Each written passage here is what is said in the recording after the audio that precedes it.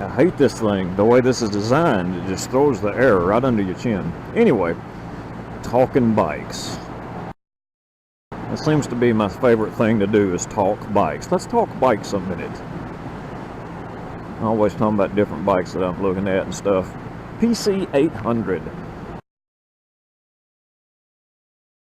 Urban Madness did a pretty killer shakedown on that bike, and there's another one that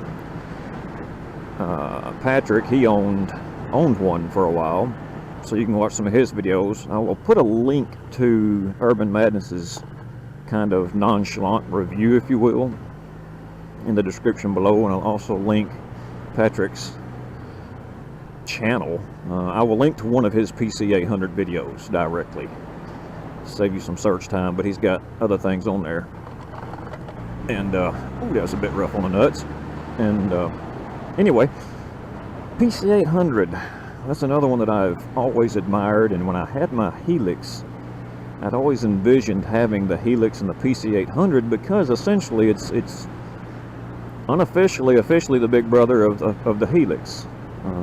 They're so extremely similar, even in the design, because they're from some of the, let's try that again. They are from the same era of time. So yes, there's design similarities. Also, the PC800 has one hecacious boot, trunk, whatever you want to call it. So, man, that bike's got so much going for it. Number one thing it's got going against it is age. And it's like this bike. This is an 86, y'all. 1986.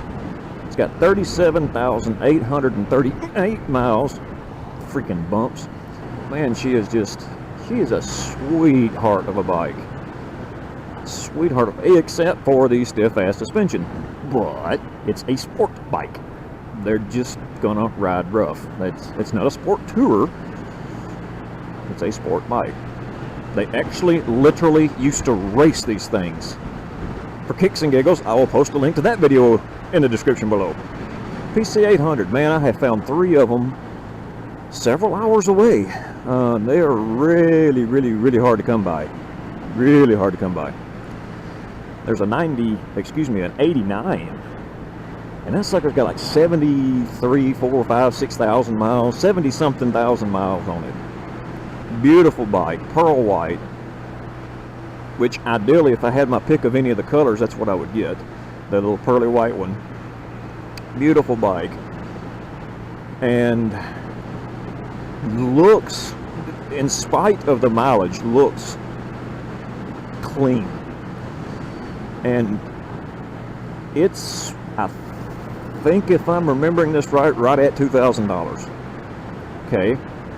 And then about 6 hours away, there is another one for sale. The next two both are in a mid 30,000 mile range. One of them is $29.95, but it's kind of meh, so-so on the body. Not bad, not like crashed and damaged and broken, but just you can kind of sort of tell it's probably set outside a lot. Then there's one, I actually think it's higher, almost 40,000 on it. It shines like a diamond, and it's $4,000. But it is absolutely immaculate with brand new tires. I mean, it's probably, of course, it is the most expensive of them, of the 3, but it looks the best as far as just overall everything, and has the least amount of miles, or has, you know, the mid 30,000 mile range on it. I've always liked those. If they weren't so freaking hard to come by, I'd probably already had one. I'm kind of figuring if I don't go back to a scooter, it's extremely likely that that's, I'm not saying I'm getting one. I may still get the Vulcan 900. It's probably the used one. That used one I found was such a buy. That's hard.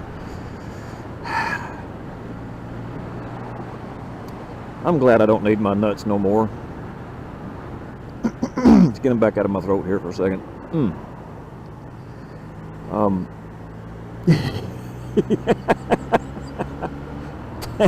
Dang, these things ride rough over hard bumps. They're fine until you get on these back roads. Going down the main state road and all is not bad at all, but man, I don't ride those roads that much. This is where I ride most of the time, as you all very well know. Anywho, so PC800, what do you think? Yay, nay, cool? I don't care if you think it's stupid. I ain't gonna listen to it. I think they're cool. It's like a baby Goldwing. I mean, they should have named the scooter the PC600, and they should have named the PC800 Silverwing, because it looks like a 3/4 size Goldwing.